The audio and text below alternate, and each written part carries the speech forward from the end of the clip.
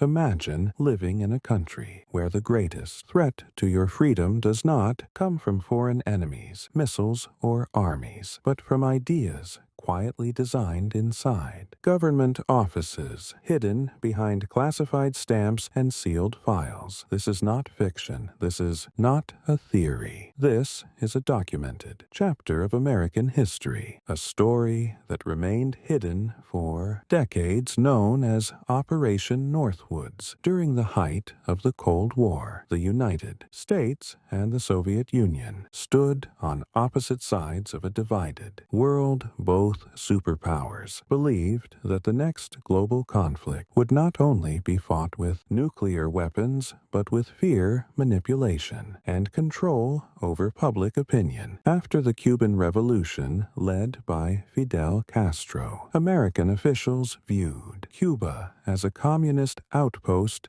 dangerously close to American soil, only 90 miles from Florida. This proximity created panic within the Pentagon and the CIA. However, there was one major obstacle the American public did not support: another war without clear justification. Memories of World War II and Korea were still fresh in public. Trust was fragile. This lack of support created pressure within military leadership, pressure that would lead to one of the most shocking proposals ever written by the United States government in 1962. The Joint Chiefs of Staff, the highest ranking military officers in the IDAS country, drafted a secret document and submitted it to the Secretary of Defense. This document proposed a series of false flag operations designed to manipulate public opinion by making it appear that Cuba was actively attacking the United States. This plan was given a code name: Operation Northwoods, and its contents were nothing short of terrifying. The core idea was simple: create violent incidents against American targets, blame them on Cuba, and use the resulting fear and outrage to justify a full-scale military invasion. The document outlined multiple scenarios, including staging terrorist attacks in major U.S. cities, sabotaging infrastructure, and even allowing innocent Americans to be killed. These deaths were described as acceptable losses necessary for national security. One proposal suggested sinking boats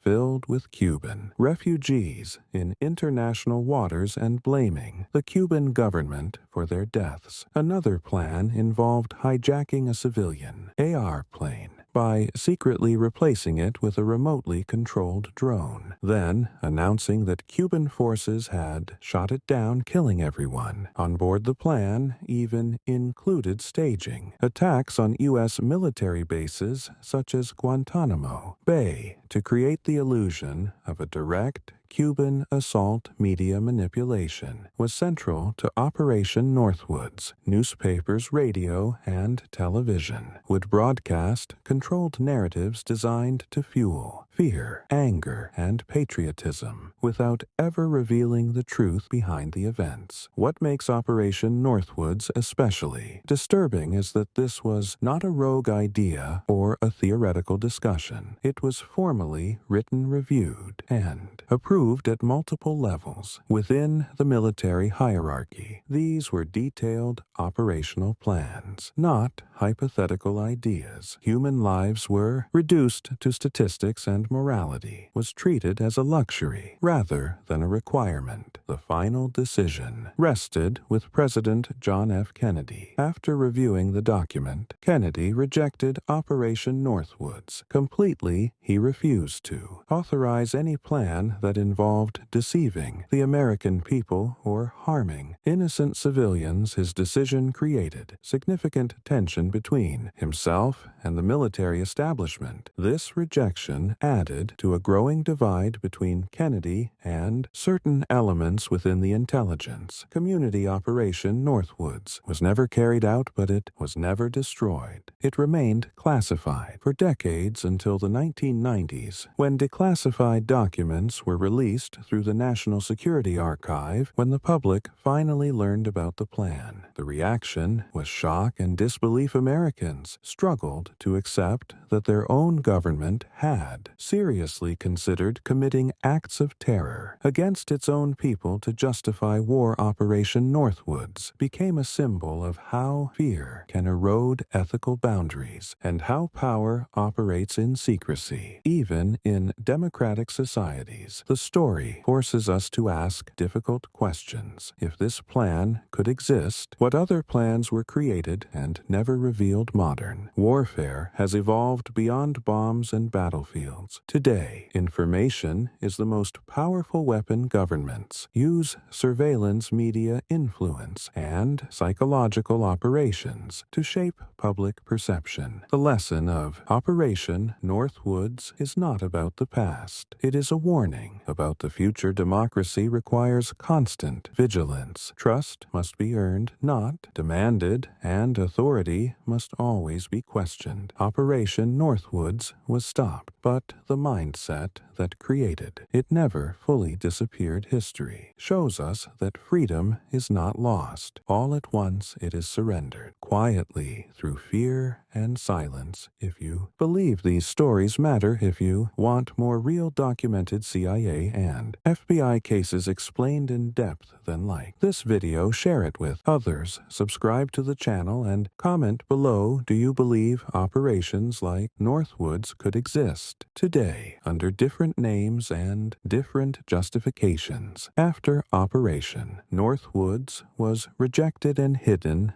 deep in classified archives, another series of covert programs quietly unfolded across the United States, exposing an even darker side of intelligence operations. Programs that were never meant to be seen by the public and whose consequences would reverberate for decades. These operations demonstrated that fear, secrecy, and manipulation were considered legitimate tools by the highest authorities. The FBI initiated COINTELPRO in the 1950s, originally aimed at monitoring communist influence. It soon evolved into a sprawling campaign targeting civil rights leaders, activists, student organizations, anti-war movements, and even feminist groups. Under the guise of national security, the program relied on extensive surveillance, wiretaps, infiltration, informants, and undercover agents who reported every conversation and every action. The goal was simple: prevent dissent, disrupt movements, and maintain the status quo. But the methods were ruthless. The FBI spread misinformation inside activist communities, created internal distrust and paranoia, and sometimes actively sabotaged the personal and professional lives of those it targeted. In one infamous example, Dr. Martin Luther King Jr. was subjected to intrusive surveillance. The agency even attempted psychological manipulation by sending anonymous letters suggesting he should commit suicide unless he abandoned his work. These tactics were not accidental or rogue operations. They were formally approved internal procedures carried out systematically over years. The psychological impact on these communities was profound. Fear, paranoia, and self-censorship became common tools of control, and even after COINTELPRO was exposed in the early 1970s, the mistrust between citizens and government institutions lingered, highlighting the long-lasting damage secrecy can inflict. But COINTELPRO was not alone. Another chilling program ran parallel to it, known as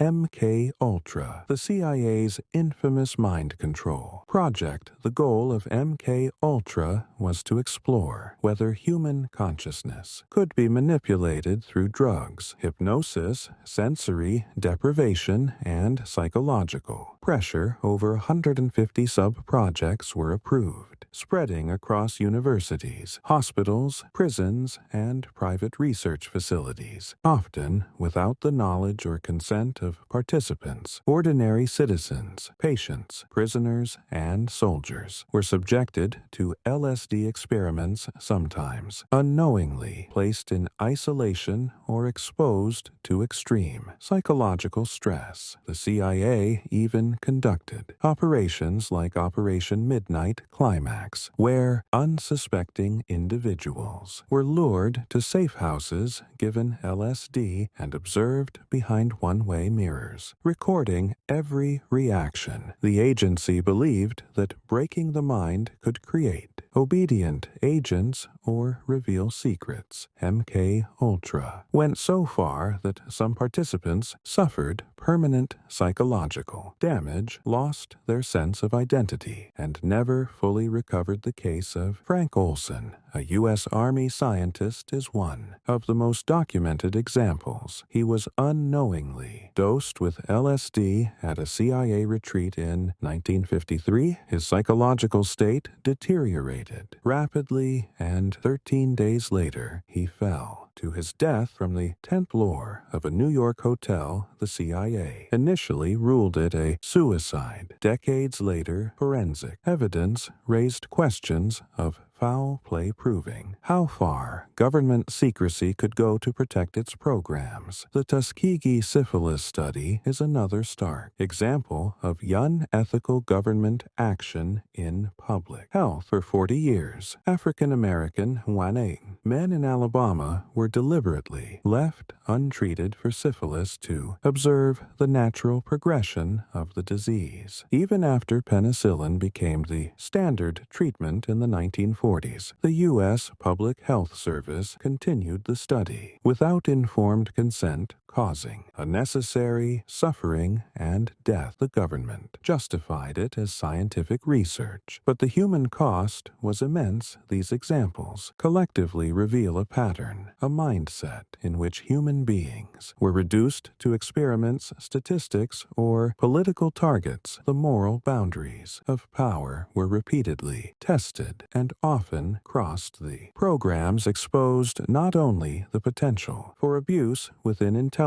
agencies, but also the fragility of civil liberties. When oversight is weak in analyzing these operations, it becomes clear that secrecy, fear, and authority can combine to create situations where ordinary citizens are harmed, not by enemies abroad, but by the very institutions sworn to protect them. The legacy of these programs is still visible today. Public mistrust in government intelligence operations remains high, and the lessons learned continue to inform debates on ethics, accountability, and transparency. Democratic societies must constantly grapple with the tension between security and freedom. The stories of Northwoods, COINTELPRO, MK Ultra, and Tuskegee force us to confront uncomfortable truths about what happens when power operates unchecked, and remind us that vigilance is essential to preserve individual rights and human dignity. History has shown that extraordinary power in